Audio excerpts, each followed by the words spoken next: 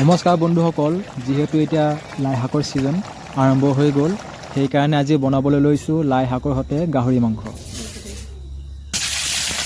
গৰম কেৰাহীত অকণ মিঠাতেল দি লৈছোঁ, তাৰপিছত কেইটুকুৰমান গাহৰি চৰ্বি দিয়া হৈছে, কিয়নো বনাম গাহৰি তেলতে গাহৰি মাংস।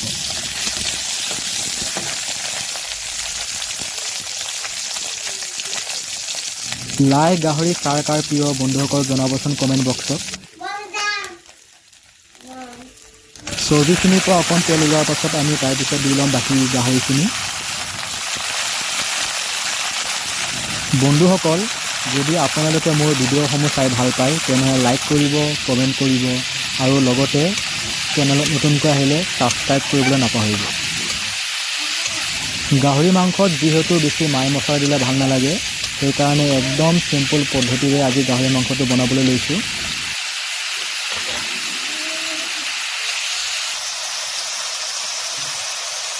মাংসখিনি অকণ ভজাৰ পিছত তাত দি দিম ডাঙৰ ডাঙৰকৈ কটা পিঁয়াজ, তাৰপিছত দিম খুন্দনাত খুন্দি লোৱা আদা নহৰু।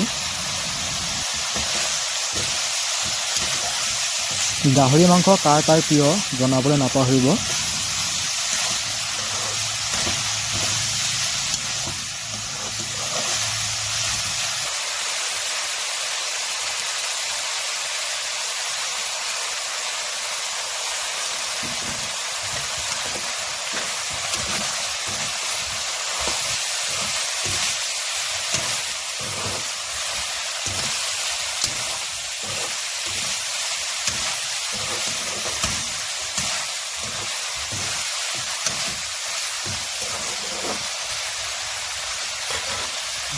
মাংসখিনি নিমখ হালধি দি ভাজাৰ পিছত তাত দি দিয়া হ'ব আলু।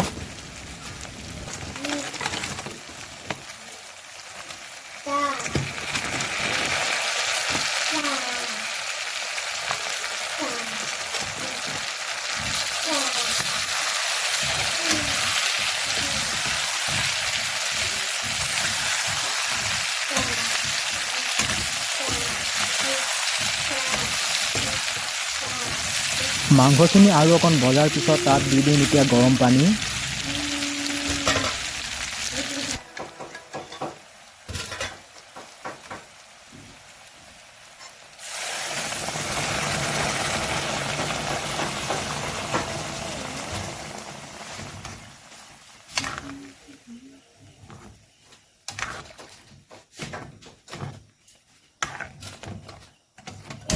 পানীখিনি ভালদৰে উতলিবলৈ দিয়া হ'ব।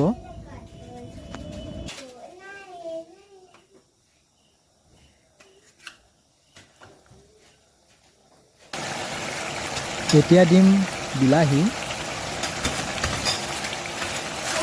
যদি ভিডিঅ'টো চাই ভাল পাইছে তেনেহ'লে লাইক কৰিব, কমেণ্ট কৰিব আৰু যদি মোৰ চেনেলত প্ৰথমবাৰলৈ আহিছে তেনেহ'লে ছাবস্ক্ৰাইব কৰিবলৈ নাপাহৰিব।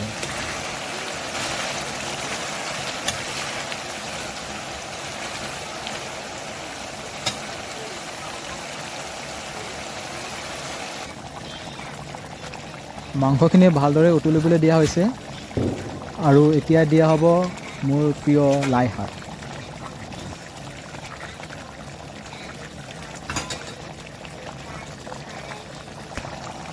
গাহৰি মাংস অকণ স্পাইচি নহ'লে ভাল লাগিব জানো, সেইকাৰণে এতিয়া দিম এটা ভোট জলকীয়া।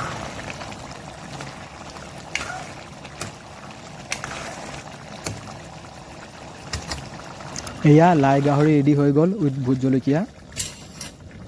ভিডিঅ'টো শেষলৈ চোৱাৰ বাবে ধন্যবাদ। জয় আই অসম।